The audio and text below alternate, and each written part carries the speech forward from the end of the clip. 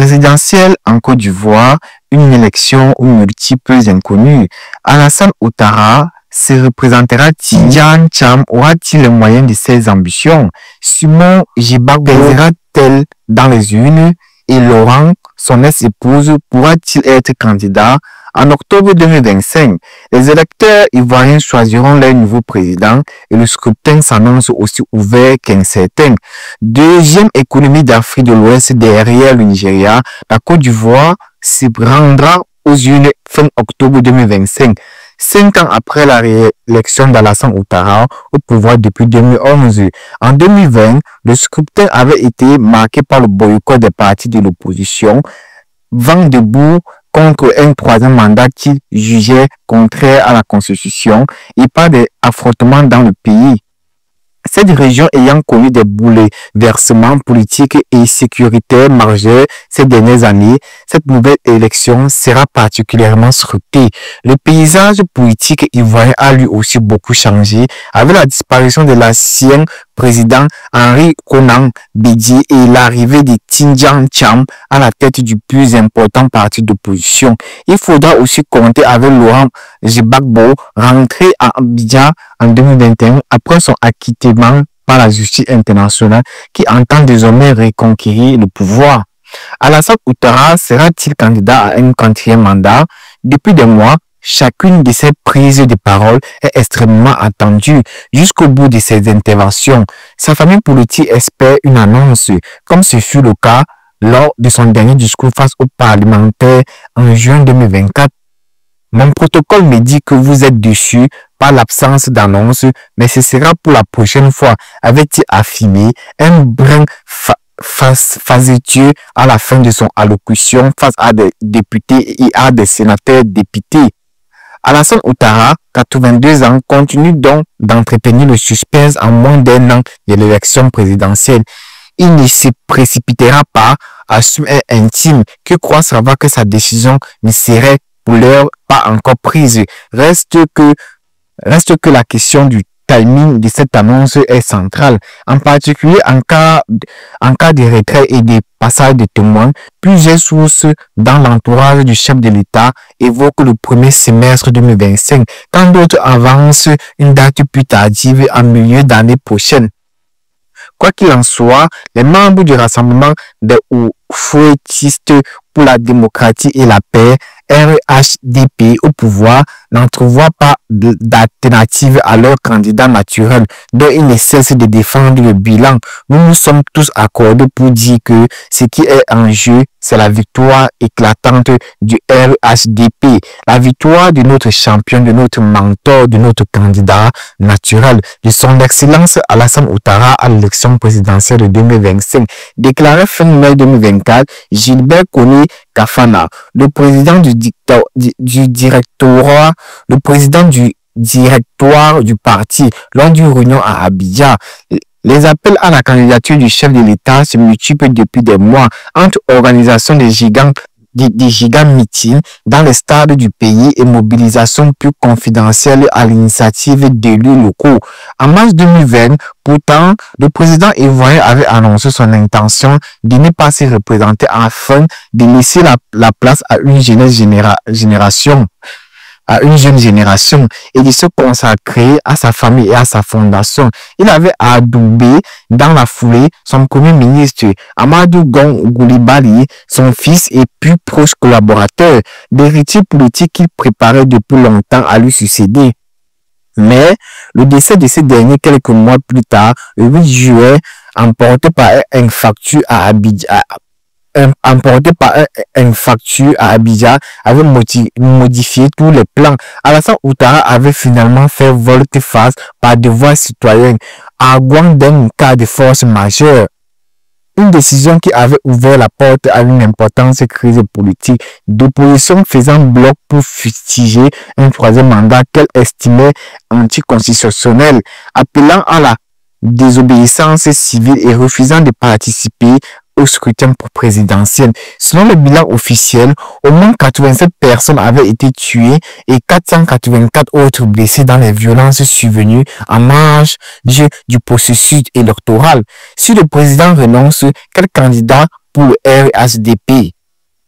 La décision reviendra à Ouattara et à lui seul, répètent les ministres et les caciques de la mouvance présidentielle. Et tant pis pour ceux que l'idée d'une primaire aurait pu séduire. Dans cette période d'incertitude, chacun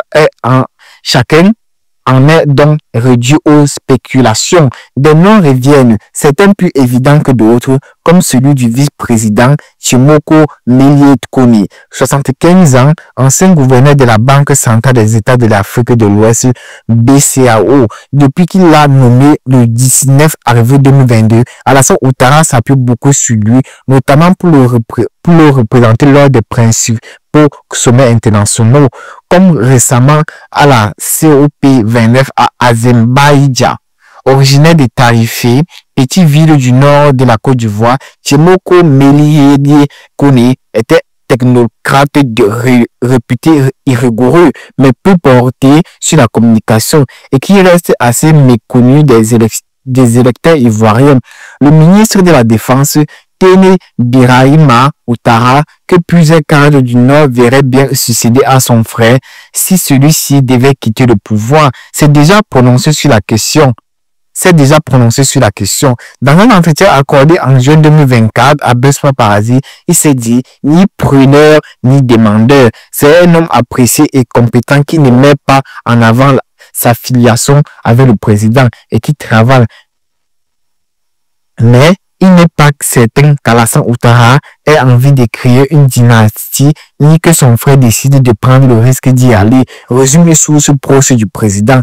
Discret depuis son départ de la primature en octobre 2023, l'ancien secrétaire général de la présidence, Patrick Hachi, 29 ans, reste très actif dans la région du sud de la Côte d'Ivoire, qui dirige et où il est le coordonnateur du RHDP, tout en multipliant les expériences à l'étranger. Après une parenthèse en tant qu'enseignant-chercheur à l'université américaine à Harvard, il vient d'être nommé conseiller externe du Fonds monétaire international FMI et de la Banque mondiale. Un possible outsider, il pourrait faire le pont entre le PDCI, Parti démocrate de Côte d'Ivoire, son ancien parti, et le RHDP, mais aussi entre le sud dont il est originaire et le nord où il compte beaucoup d'amis. Analyse un intime. Connu pour procéder à des nominations parfois déroutantes, comme celle de l'ancien gouverneur du district d'Abidjan, Robert Belgré Mambé, au poste du premier ministre, Alassane Ouattara pourrait aussi une nouvelle fois surprendre en choisissant un profil plus inattendu.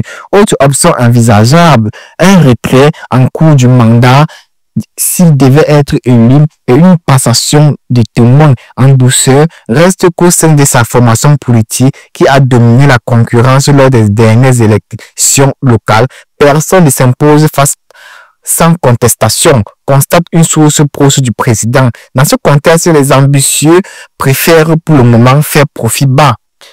Que pèsera Tidjam Thiam, le nouveau patron du PDCI? Méconnu, Tidjam Thiam, 62 ans, il était pour une grande partie des Ivoiriens il y a encore un an qui se souvenait en effet de cet ancien ministre du Plan et du Développement à la fin des années 1990 sous Henri Konan Bédié qui depuis le coup d'État de décembre 1999 résidait à l'étranger. Après plus de 20 ans hors du pays, entre la France et les États-Unis, la Grande-Bretagne et la Suisse, au gré de postes prestigieux dans la finance, le voilà à la tête du PDCI, confortablement élu en décembre 2023 après le décès brutal d'Henri Konan Bédié le 1er août précédent. Depuis la mort de Félix Houphouët-Boigny en 1993, Bédié tenait l'ancien parti uni d'une main de fer, étouffant toute ambition susceptible de lui faire de la concurrence.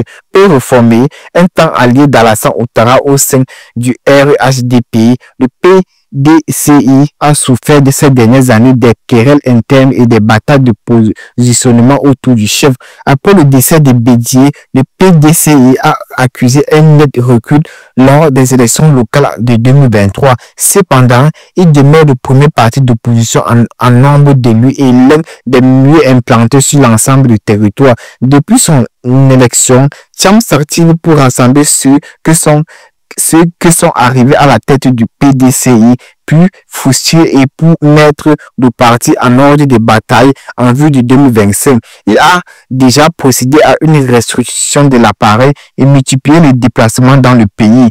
En réponse à ses détracteurs qui l'accusent de ne pas connaître les réalités du terrain, fils d'Amadou Thiam, l'ancien journaliste et ancien ministre ivoirien de l'information et d'une nièce et des Félix Oufoué Boni, il n'est pas encore officiel candidat et devra, pour l'être, renoncer à sa nationalité française au moins 6 mois avant l'élection.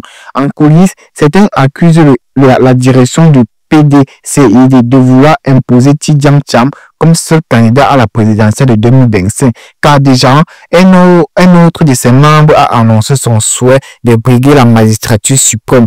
Jean-Louis Bilon, l'ancien ministre du Commerce, est décidé à se maintenir coûte que coûte, malgré des tentations de médiation entre les deux hommes. La gauche parviendra-t-elle à s'unir? Laurent Gbagbo, fondateur du Fonds populaire ivoirien FPI dans les années 1980 est désormais à la tête du Parti des peuples africains Côte d'Ivoire, PPACI, n'a pas dit son dernier mot. Rentré au pays après avoir été acquitté par la Cour pénale internationale, il a lancé en juin dernier un appel aux partis d'opposition afin de former une coalition pour espérer battre le RHDP en 2025. Une initiative saluée par son ancien premier ministre Pascal Affi Guessam, nouveau patron du FPI et candidat en 2025, convaincu lui aussi de la nécessité d'un fonds commun pour ravir le pouvoir à la formation d'Alassane Ouattara et de ne pas s'enfermer dans les logiques de blocage. Cette coalition pourrait inclure deux autres partis. D'un côté, le mouvement des générations capables MGC de l'ancienne première dame, candidat pour 2025, Simone et Yvette Gbagbo. Le couple a divorcé en juin 2023 et Laurent Gbagbo s'est depuis remarié de l'autre. Le Congrès pour la justice et l'égalité des peuples, COJEP, de Charles Blé Koudé, ce dernier a dit prendre acte de cet appel, mais a précisé qu'il lui donnerait une suite en temps opportun. Quant au mouvement Génération et Peuple Solidaire, GPS de Guillaume Soro, aujourd'hui en exil, il n'a pas été directement consulté, mais s'est publiquement exprimé en faveur d'une collaboration sincère avec le PPACI. Reste que tout nourrissent des ambitions présidentielles. Anciens alliés, certains sont brouillés et les séparent depuis des années. Il s'agit de savoir si nous sommes capables de dépasser les ressentiments au nom de l'intérêt général, estime Pascal Affi Guessam, qui n'a pas revu Gbagbo depuis janvier 2020. Il faut nous interroger sur la façon de sortir la Côte d'Ivoire de la politique que nous propose le RHDP et sur la manière de reprendre notre projet de développement national bloqué avec l'arrivée de la rébellion armée. Je considère que les enjeux sont plus importants que tout, mais sur le plan individuel, notre avenir en dépend. Seront-ils mettre les différents de côté et parviendront-ils à s'entendre sur une candidature commune? Charles Blé Koudé explique qu'un éventuel soutien à une candidature de Simone Gbagbo dépendra des idées et des programmes partagés. Son parti tiendra un conseil politique début février 2025, lequel annoncera la date d'une convention pour désigner son candidat. L'opposant, accusé de crimes contre l'humanité puis acquitté par la justice internationale mais sous le coup d'une condamnation judiciaire en Côte d'Ivoire, a par ailleurs appelé solennellement mi-décembre à Alassane Ouattara à l'amnistie afin qu'il puisse se présenter. Condamné en 2018 dans l'affaire dite du efficace de la BCAO, Laurent Gbagbo, gracié par le chef de l'État, mais pas admissible, reste lui aussi inéligible. Ses proches militent activement pour sa réinscription sur les listes électorales. Les Ivoiriens seront-ils au rendez-vous? En 2020, les électeurs ont connu une drôle d'élection avec seulement 2 candidats en lice après le retrait de l'opposition. Alassane Ouattara et Kouadio Kona Bertin KKB, ancien ministre transfuge du PDCI, aujourd'hui ambassadeur à Libreville. Ces derniers avaient fait office de sparring partner dans cette course présidentielle. Le scrutin s'annonce cette fois plus ouvert. Dans l'opposition, personne ne veut un nouveau boycott, même en cas de candidature du président sortant à un 4e mandat. Mais, malgré les campagnes de sensibilisation, peu d'Ivoiriens se sont fait enregistrer, ce qui aurait pourtant permis d'étoffer un corps électoral qui ne compte que 8 millions d'inscrits sur 12,5 millions de citoyens en âge de vote. Ces recensements organisés sur l'ensemble du territoire du 19 octobre au 10 novembre dernier et finalement prolongés d'une semaine n'a permis d'inscrire que 944 155 nouveaux votants, très loin de 4,5 millions de nouveaux électeurs potentiels. Pas de quoi contenter les partis de l'opposition. Un délai plus long.